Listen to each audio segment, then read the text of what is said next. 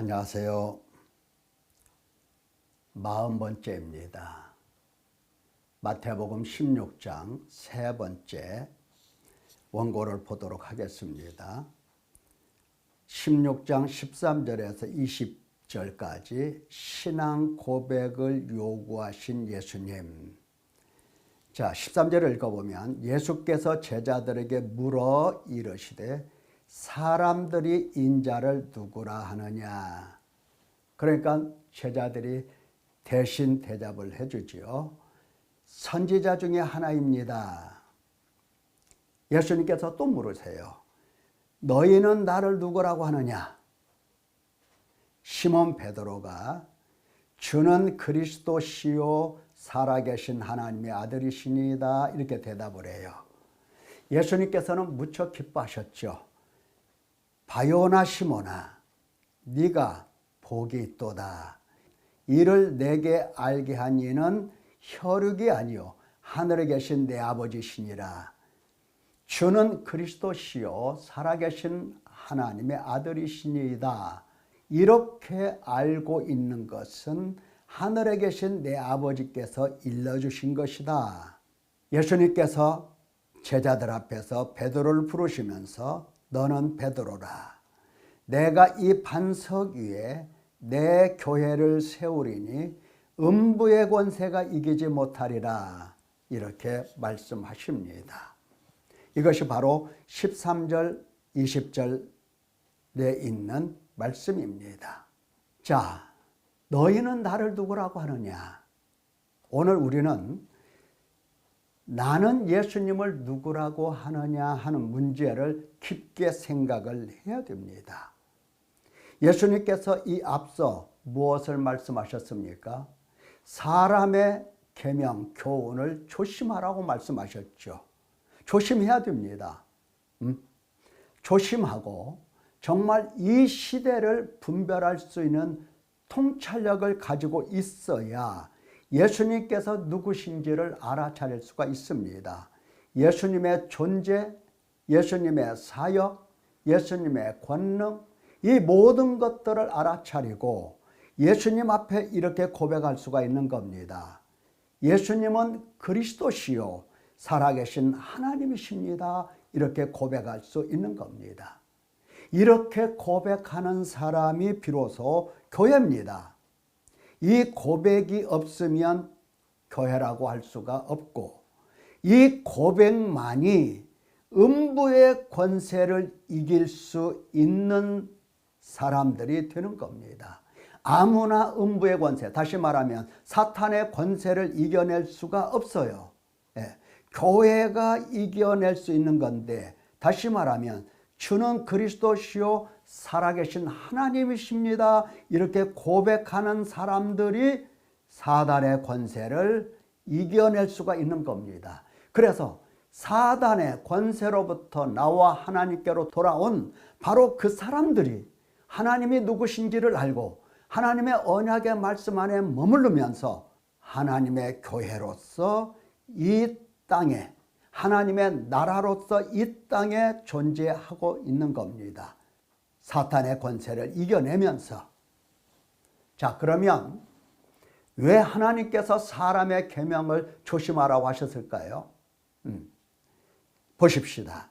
마태복음 27장 46절에 이렇게 기록이 되어 있죠. 제9시쯤에 예수께서 크게 소리질러 이르시되 엘리 엘리 라마 사박다니 하시니 이는 곧 나의 하나님 나의 하나님 어찌하여 나를 버리셨나이까. 이렇게 예수님께서 십자가에 못 박혀 죽으실 그때에 제자들은 어떤 마음을 갖고 있었느냐. 자, 베드로가 저주하며 맹세하여 이르되 나는 그 사람을 알지 못하노라. 이렇게 변명을 했어요. 그랬더니 닭이 2번 울었죠. 베드로가 하는 말 잘 들어보세요. 자기죠. 자기 베드로죠. 그 사람 누굽니까? 바로 예수 그리스도지요. 그리스도시요 살아계신 하나님의 아들 하나님, 그 하나님을 사람으로 바꿔놓습니다. 사람으로. 하나님께서 그에게 주신 계명은 뭐예요? 나는 그리스도, 나는 하나님의 아들, 나는 하늘에서 내려온 하나님이시다. 이렇게 가르쳐 주시고 이 말씀을 주시고 이 교훈을 주셨어요. 그런데 베드로는 위험한 순간이 닥쳐오자 예수님을 하나님으로 그리스도로 고백하지 않고 사람으로 만들어 놨어요. 그래서 닭이 울게 되고 이 때문에 잘못했다는 것을 깨닫고 나가서 통곡하지요. 통곡합니다. 그러니까 왜 사람의 계명, 사람의 교훈을 왜 조심해야 되느냐? 그들이 가르친 전통을 왜 조심해야 되느냐? 예수님께서 가르쳐 주신 말씀이 순간적으로 뒤집혀 버려요. 순간적으로 바뀌게 되는 겁니다. 그래서 예수님은 제자들에게 신앙 고백을 명확하게 요구를 하셨습니다. 확실하게 내가 누구냐 이 말이에요. 내가 누구냐? 나는 그리스도다. 살아계신 하나님의 아들 하나님이다. 이것을 명확하게 간직하고 가지고 있으라는 겁니다. 예수님에 대한 확실한 지식, 예수님의 존재에 대한 명확한 분별력, 통찰력, 이것을 가지고 있으라라고 하는 겁니다. 이것이 없으면 음부의 권세를 이겨낼 재간이 없고, 이것이 없으면 교회가 아니게 되는 것입니다. 자, 적용을 해보죠. 완전히 부패한 나의 지성, 감성, 의지가 씻어 깨끗하게 되어 예수 그리스도께서 나의 하나님이심을 알고 믿고 고백하는가 하는 문제 여러분들이 꼭 해결을 해야 됩니다. 죄사함을 받았다. 많은 사람들이 그런 얘기하죠. 예수 그리스도의 피로 죄사함 받았다. 여러분, 죄사함 받다는 의미가 뭐죠?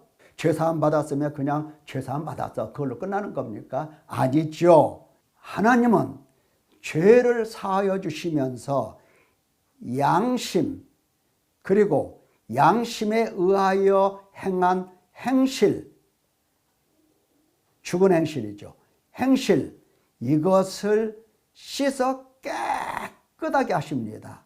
깨끗하게 하셔서 예수 그리스도 하나님 아버지를 알고 섬길 수 있는, 그리고 성령을 따라가는 사람 되게 만들어 주십니다. 죄 사했어, 그걸로 끝나버렸죠. 대부분은. 예. 죄를 사함 받았다라고 하는 것은 하나님의 죄만 사해 놓으시고 어떻게 살든지 내버려 두신다, 방치하신다? 그럴 리가 없어요.